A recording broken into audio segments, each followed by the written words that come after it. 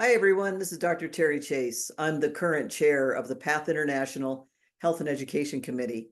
And I just want to let you know that the entire committee has worked hard on constructing this little tutorial for you so that you can create and submit an excellent conference abstract. So the title of our tutorial today is Elevate Your PATH International Conference Abstract, Success Strategies for PATH International Submissions. So our objectives today for this tutorial are upon completion of this session, participants will have identified important elements of a quality PATH International Conference presentation abstract. You will also be able to distinguish between program, education, and research abstract submissions, and you will have reviewed the PATH International abstract requirements for successful submission. And hopefully by the end, you will also have identified critical elements for each abstract submission. Now, I want to let you know that the reason why the Health and Education Committee has put this tutorial together is that one of our major tasks as a committee is to review the abstracts that are submitted for each annual conference. So it's very important to us that you know how to submit a quality abstract. So we want to help you be successful. That's really the bottom line. We want to help you confidently construct a complete abstract submission. We want to make sure that you meet all the requirements, and we certainly want to increase submission quality. Now, I've been involved in this committee for well over 10 years, and I have definitely seen an improvement in abstract quality as they have been submitted. So you might want to think about, and this is kind of one of the things that I do for myself, is that an abstract, what you submit is kind of like bait. You want to make it brief, you want to make it attractive, you want to make it informative and timely so that the committee reviews it and definitely sees the quality of your work. So here are the elements of a successful conference abstract submission. We're going to go through each of these a little bit more in depth as we go, but certainly a clear purpose and topic. We want to make sure that you're using optimal terminology, and if you're not sure what that is, you can certainly take a look at that on the PATH International web page. We want to make sure that you follow directions, get to the point, and make it attractive, because as reviewers, we don't have a lot of time to go in depth. We have sometimes over 100 abstracts to review, and the more succinct, the more direct, more to the point, and more attractive your abstract is, it helps us out quite a bit. So there are required submission components. We want to make sure that you understand what a special interest area is, and again, we'll give you more of that in a bit. We want to make sure that your presentation title is clear and gets to the point and in a maximum of 10 words. Again, we'll give you more details about it in a minute. We're going to take a look at your summary. So you want to make sure that you can wrap up in a couple of paragraphs what your abstract is about. So summarizing it. We're going to create learning objectives. We want to make sure that you have a clear understanding of who your intended audience is, and then your presentation method. So we're going to go through each of these components in just a moment. So the title is probably one of the first things that you might want to consider, although what I do many times is I don't create my title towards the end after I've kind of put everything else together, because the title is really going to be what hooks people. So you might want to brainstorm as you go through your abstract and as you go through your information and who your intended audience is to list all the relevant words and ideas. You can also use strong language, so use strong, vivid, impactful words. If you're looking for research inspiration, what I do many times is I take a look at, well, who else is presenting in that field? I might do a search on the topic that I'm doing to really look at similar titles, books and articles on my subject. I want to seek feedback. So one of the things that I do, and many people do in this work, is we read our stuff out loud. You might want to lock yourself in a closet or talk it through with your dogs. Or for some people I know, they take their work out to the barn and they actually, say it out loud. I did that with some of the work that I've done recently in publishing. But if you say it out loud to a friend and you elicit some feedback, sometimes that can also be the most helpful.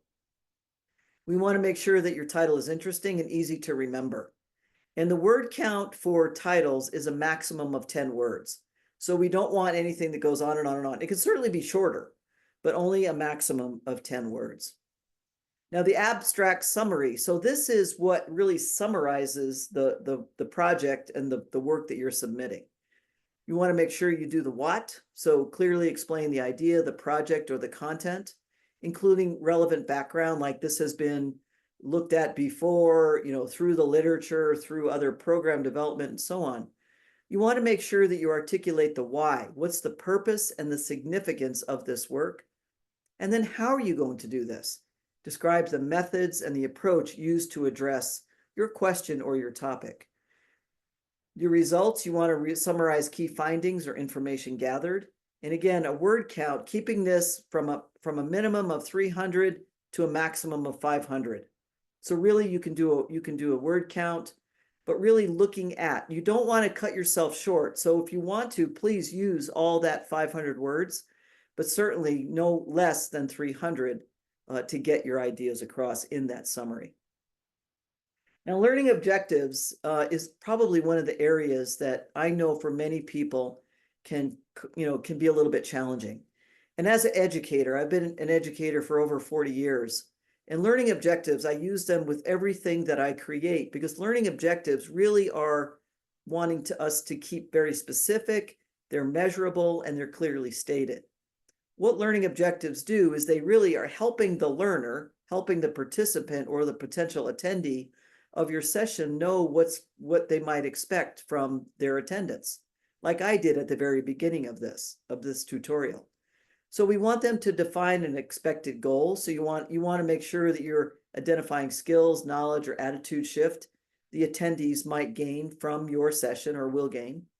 You want to state the learning outcomes, what participants will learn or achieve by attending this session.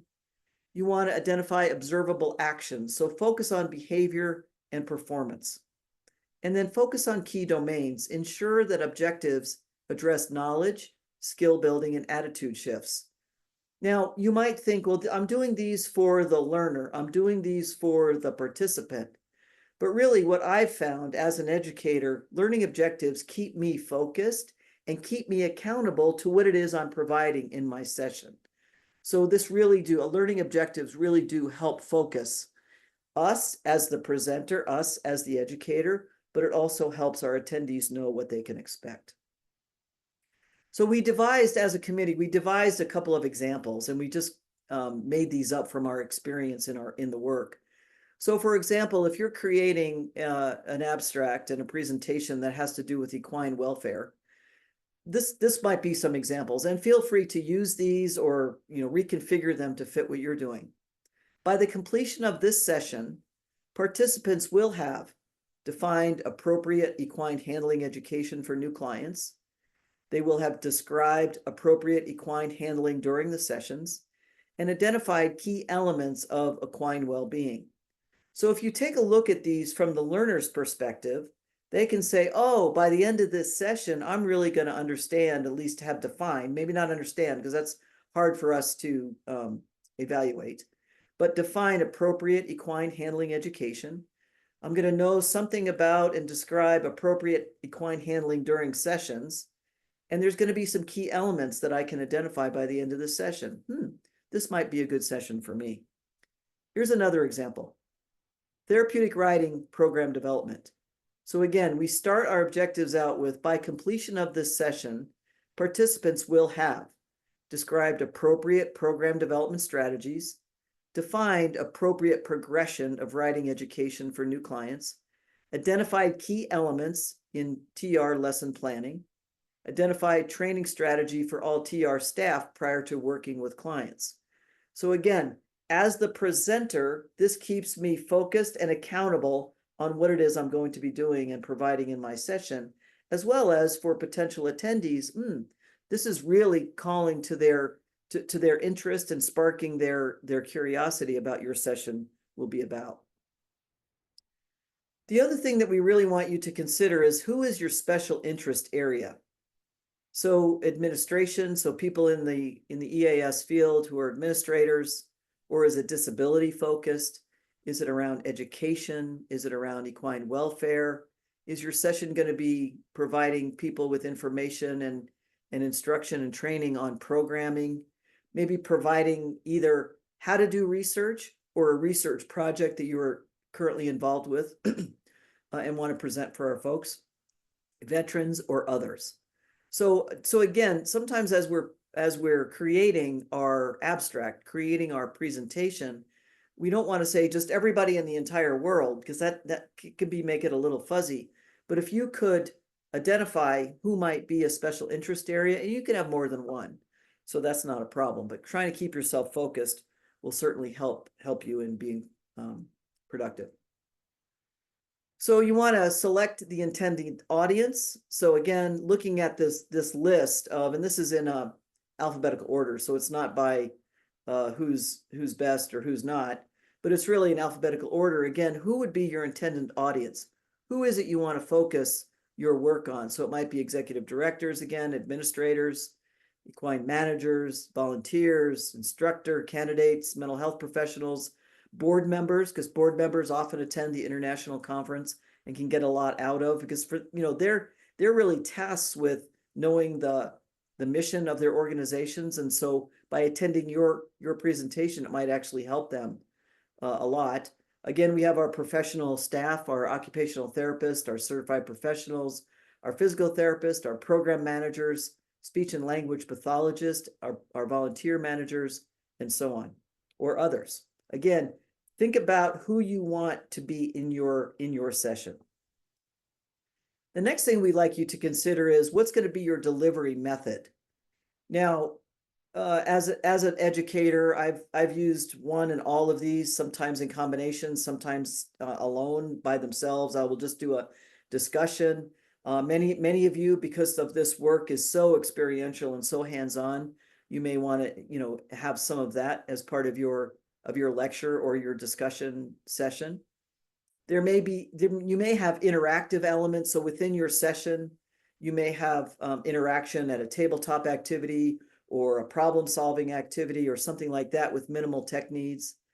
Lecture presentation, again, you could look at, well, I'm going to pick lecture presentation, but I'm also going to have a discussion, and I'm probably also going to have an experiential element.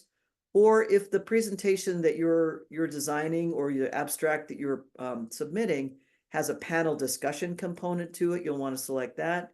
Or it may just be actually a very good candidate for a poster presentation. So any one of these can be your delivery method, or it could also be a combination of those. So think about that. Select your presentation setting, because PATH International conferences are set way ahead, like sometimes 2 and 3 years, the locations of, how many rooms are available, what meeting space is available, and arena and stable setting is also set way ahead. We want to make sure that you understand where you want to be in doing your presentation. So you might select meeting space or classroom setting only. So that's good for, a lecture, a discussion, a panel. You may use PowerPoint in that, and it's also a good setup for large and small group discussion. You may also select kind of a combination of meeting space, classroom setting, and arena stable setting. So maybe you'll do some work in a classroom for a short period of time, and then let's go out to the stable, let's go out to the arena.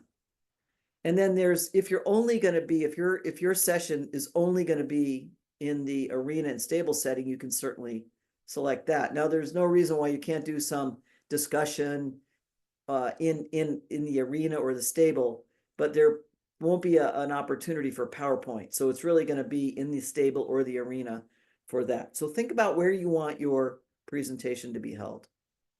We're also going to ask you to select your time frame. So 1 hour session, a half-day session, which is typically 3 to 4 hours, or a full day session with maybe a break in between. So be thinking about where your presentation, where your session fits the best. If you're first starting out, and this might be your very first presentation at an international conference, perhaps considering the 1 hour session would be good for you. Or if you're more experienced or you've done your session before and you know that it can fit in a half day, go for it. Or if you're really, I want to do a full day, then definitely feel free to select that option as well. So what will happen once you get all of your pieces and parts and abstract, your presentation abstract components together, then you're going to locate the submission link on the International Conference webpage. It's clearly stated, and if you have if you need any help with that, you can certainly call the PATH office for some help with that, but it should be easily located. You're going to then fill in all the required information, which is usually on a Google Doc, because then that information is put on a spreadsheet for the committee to take a look at.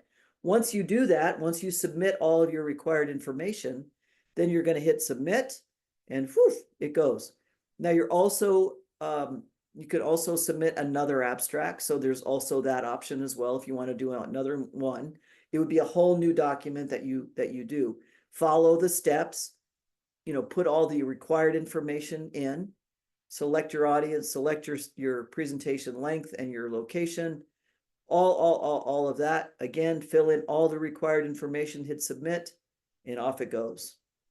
Now, what to expect, you'll be notified, you'll get an email saying that we've confirmed your submission. We appreciate your submitting your abstract to the next PATH International Conference. And then there'll be a kind of a lag time, because we have dates, we have submission, we have final dates that people can submit. And then there's about a 6 to 8 week lag time, where during that time is when the Health and Education Committee is reviewing each of those abstracts. We meet as a committee, we meet very intensely for over that course of 6 to 8 weeks. We share our information and our decisions with each other. If there's any clarification that needs to happen, you'll be contacted by either a committee member or by PATH International staff to clarify and anything that we need to know. And then once everything's done and our committee has made our final decisions on over 100 abstract submissions, then you will be notified of the reviewer's decision. So I just want to let you know, I have read so many abstracts over the years. I have seen great improvement in the quality of the work that people are wanting to share. I've also seen a great improvement in the quality of the submissions.